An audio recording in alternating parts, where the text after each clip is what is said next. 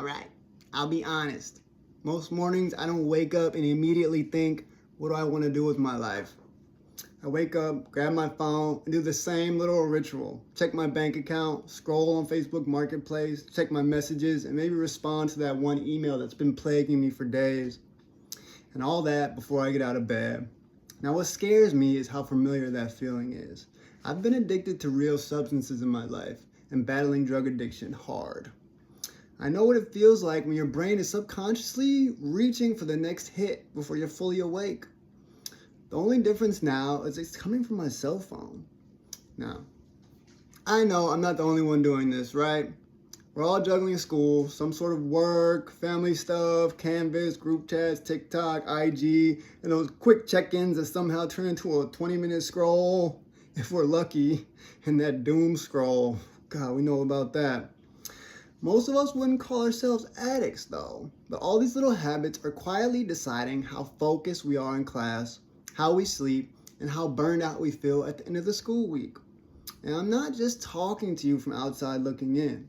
I am 36 years old. I have been in recovery from hardcore drug addiction for over a decade, still quietly trying to rebuild my life and give this college thing another try.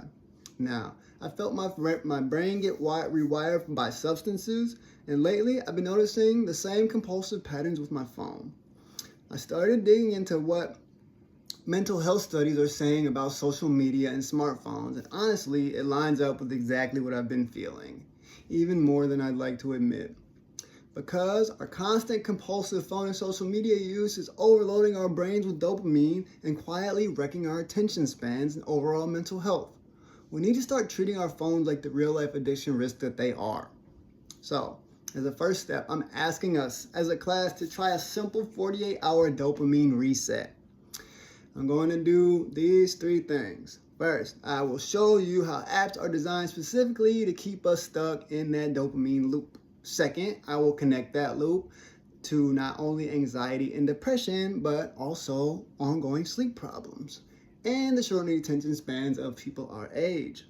Then finally, I'll lay out a realistic 48-hour reset challenge that any of us could actually try this week. That urge to grab your phone isn't a personal weakness. It's not random, it's by design. Infinite scrolling, streaks, push to refresh, pull to refresh, autoplay, these features exist so there's never a natural stopping point. Designers literally talk about reducing friction so you don't ever come to that moment where you think, okay, I'm done. Each notification or new little piece of content gives your brain a tiny shot of dopamine, the same reward chemical involved in habits like gambling or drug use. Now, for most of us, that doesn't mean full-blown addiction in a medical sense, but it does mean our phones are training our brains in a trigger, check, reward, repeat type of pattern. Over and over, dozens, sometimes hundreds of times a day. From my perspective as someone in recovery, that pattern is way too familiar. The substance changed, but the loop feels the same. A little boredom, a little discomfort, and my brain immediately screams, check something, revert here to escape. So when you catch yourself opening an app you didn't intentionally mean to open, it's not just you being spacey. That's your nervous system doing exactly what it was trained to do. Now, happenstance would be just annoying, right? If it were harmless. But this loop comes at a cost. It seems researchers keep finding the same pattern. The more compulsive our social media and smartphone use, the worse we seem to feel.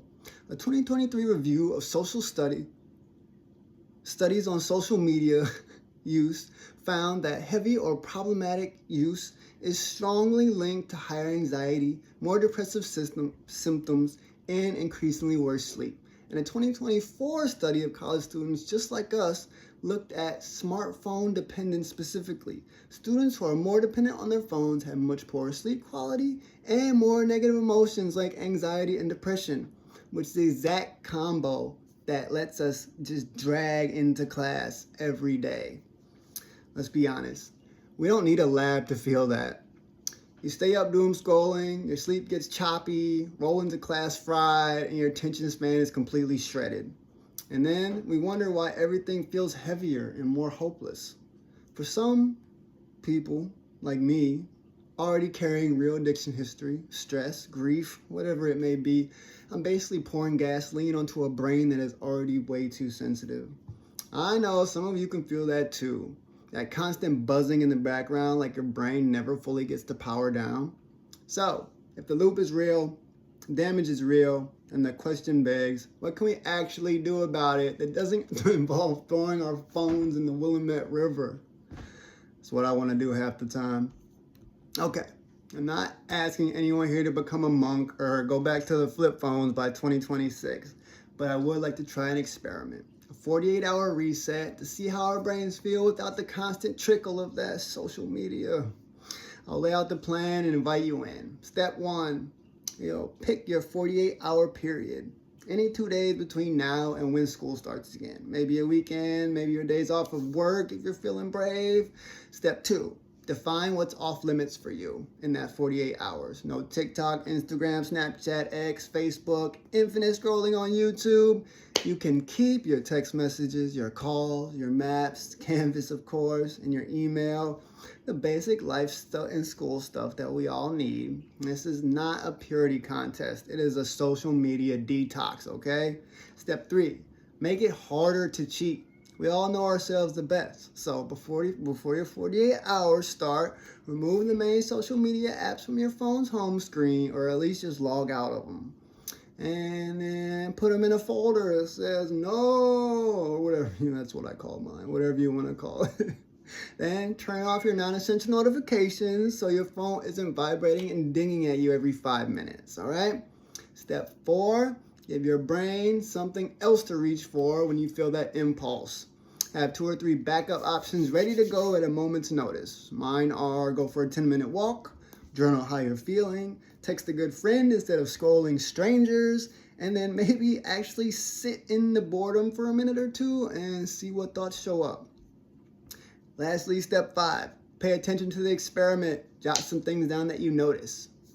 Did you sleep any better? Was it easier or harder to focus when you needed to? How many times did my thumb swipe to an app that wasn't there? Or did I feel more anxious or less anxious?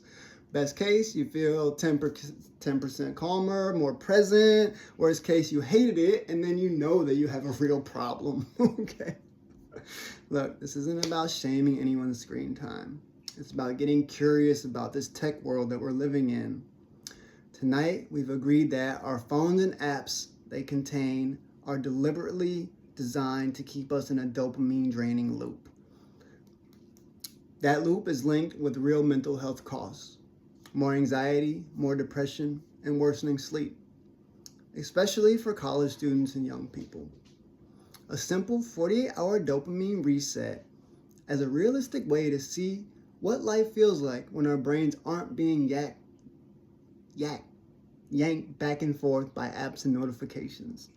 I'm definitely not standing here as someone who has it all figured out. I'm standing here as somebody who almost lost it all to a similar sort of addiction, who's realizing that I cannot afford to hand over any more of my working brain to an algorithm that doesn't care if we live or die.